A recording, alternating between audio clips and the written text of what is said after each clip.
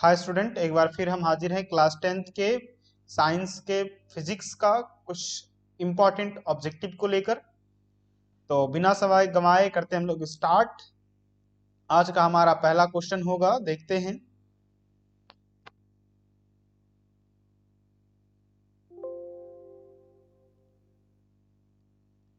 तो आज का हमारा जो पहला क्वेश्चन है वो है, आकाश का रंग नीला प्रतीत होता है। आकाश का रंग नीला प्रतीत होता है, क्यों? हमारे पास कारण है, प्रकाश के परावर्तन के कारण, प्रकाश के प्रकीर्णन के कारण, प्रकाश के अपवर्तन के कारण, और इनमें से कोई नहीं। तो हम लोग जानते हैं कि वायुमंडल में है कि बहुत सारा धूलकण होता है। वायुमंडल में क्या होता है? बहुत सारा धूलकण होता है। जब प्रकाश सूर्य से होकर पृथ्वी तक पहुंचती है तो इस वायुमंडलीय कणों से होकर गुजरती है, जिससे क्या होता है कि बैगनी रंग जो है या नीला रंग है, जो जिसका वेवलेंथ कम होता है, जिसका तरंग दैर्घ्य छोटा होता है, वो सारी किरणें जो है, वो सारा जो प्रकाश है, वो क्या होता है, इन सारे कणों के, वायुमंडलीय कणों से प्रकीर्णित हो जाते हैं और वो वायुमंडल में ही रह जाते हैं, जिस कारण से हमें क्या है, आकाश का रंग नीला प्रतीत होता है। तो हमारा आंसर हो जाएगा प्रकाश के प्रकीर्णन के कारण। हमारा आंसर क्या हो जाएगा? प्रकाश के प्रकीर्णन के कारण। बढ़ते हम लोग अगले क्वेश्चन की तरफ। कहता है, मानव नेत्र जिस भाग पर किसी किसी वस्तु का प्रतिबिंब बनाता है वह होता है। फटाफट बताना है। मानव नेत्र जिस भाग पर किसी वस्तु का प्रतिबिंब बनाता है वह होता है परितारिका, पुतली, दृष्टिपटल, कॉर्निया। फटाफट बताना है।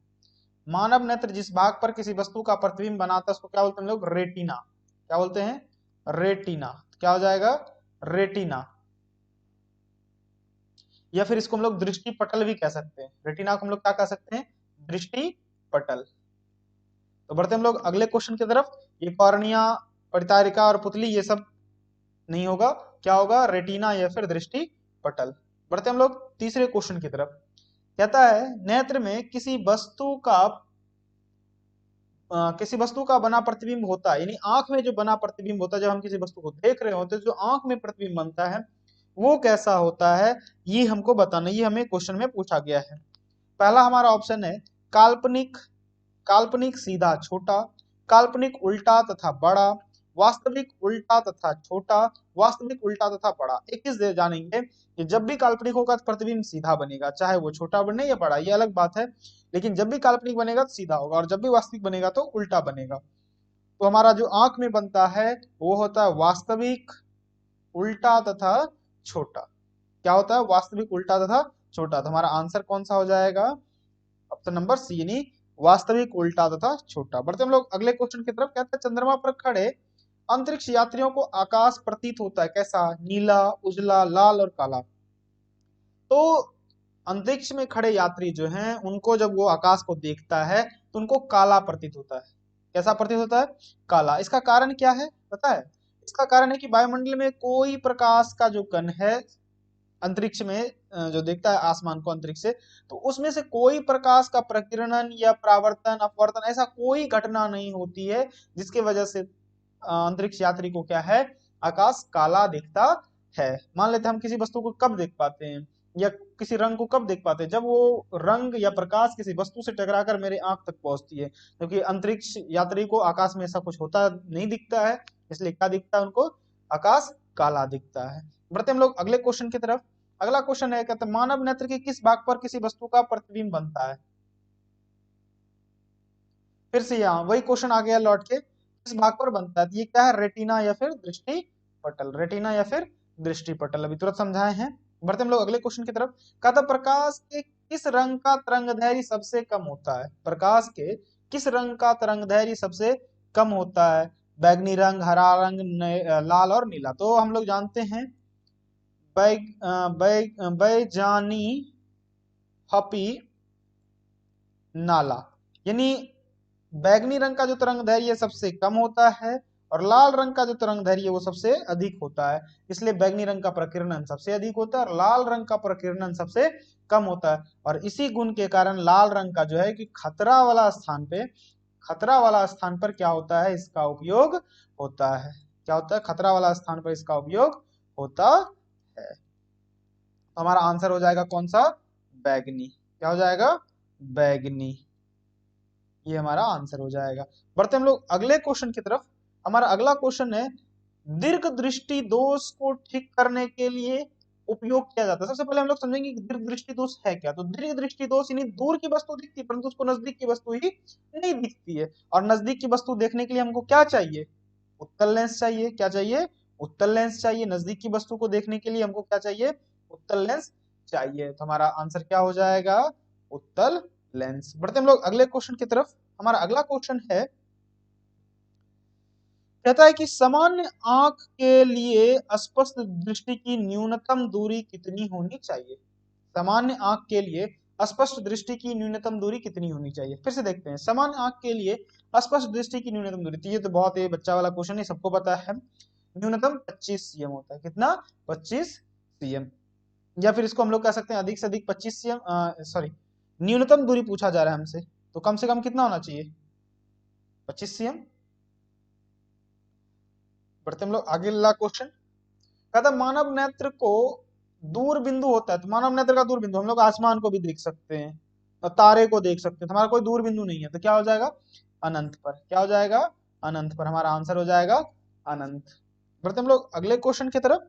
कहता है निम्नलिखित में से किस दर्पण की फोकस दूरी धनात्मक होती है? दर्पण, ऐसे एक दर्पण ये वाला, इसको बोलते हैं हम लोग उत्तल।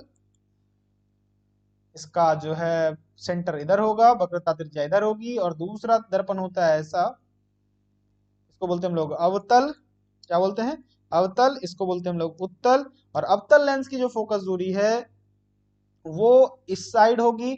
और यहाँ हमसे पूछा गया है किसका? धनात्मक। तो धनात्मक इधर वाले का होगा, यानी उत्तल लेंस का। किसका होगा? सॉरी, उत्तल दर्पण का। किसका होगा?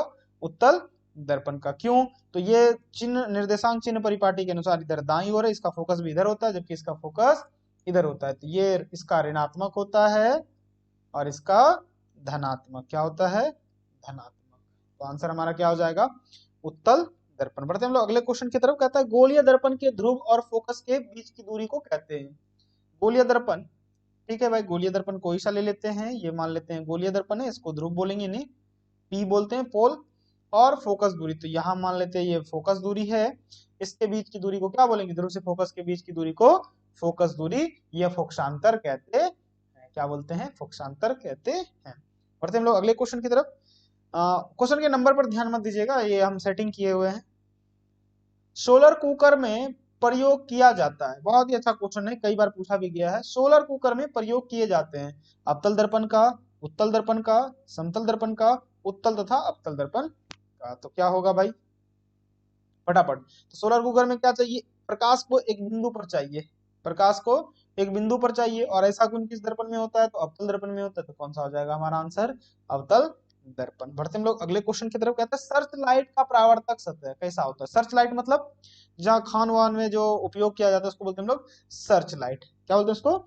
Search light. तो सर्च लाइट का उपयोग खान में, खदान वगैरह सब में किया जाता है। तो उसमें भी क्या चाहिए? समांतर फोकस चाहिए। जैसे हम लोग टॉर्च जलाते हैं ना, तो टॉर्च का कैसे एकदम सीधा जाता है, तो ठीक सीधा प्रकाश जाने के लिए किस दर्पण का उपयोग किया जाएगा? तो भाई अवतल दर्पण का। क्यों? तो वो अभिसरित करता है, प्रकाश को क्या करता है? अभिसरित करता है। इसीलिए हम लोग अवतल दर्पण को अभिसारी दर्पण भी कहते हैं। तो हमारा आंसर कौन सा हो जाएगा? अवतल दर्पण। अगला क्वेश्चन है हमारा, रोगियों की नाक, कान, गले आदि की जांच के लिए डॉक्टर प्रयोग करते हैं। तो यहां भी अगेन क्या हो जाएगा?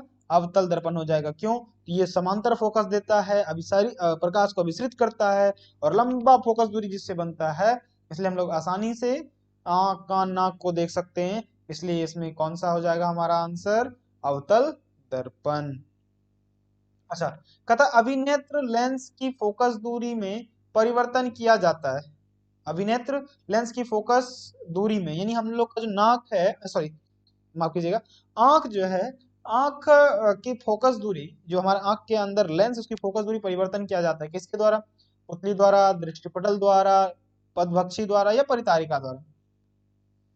आइरिस या परितारिका द्वारा। किसके द्वारा? आइरिस या परितारिका द्वारा। और इस क्षमता को हम लोग क्या बोलते हैं? समंजन क्षमता। तो इसका आंसर हो जाएगा परितारिका द्वारा। बढ़ते हम लोग अगले क्वेश्चन की तरफ। तो ये थे आज के कुछ प्रमुख क्वेश्चन। आई होप कि आपको अच्छा लगा होगा, और ये काफी इंपॉर्टेंट है क्लास 10th के बोर्ड एग्जाम के लिए। आप इस क्वेश्चन को 2 बार 3 बार घुमा घुमा के देखें ताकि आपको सारे क्वेश्चन याद हो सके। आप मेरे साथ बने रहिए इसी तरह से इंपॉर्टेंट इंपॉर्टेंट क्वेश्चन लेने के लिए। तब तक के लिए धन्यवाद। आप मेरे चैनल को सब्सक्राइब कर शेयर कर दें ताकि ज्यादा से ज्यादा बच्चा मेरे से जुड़ सके, और लाइक बटन दबाना ना भूलें। धन्यवाद।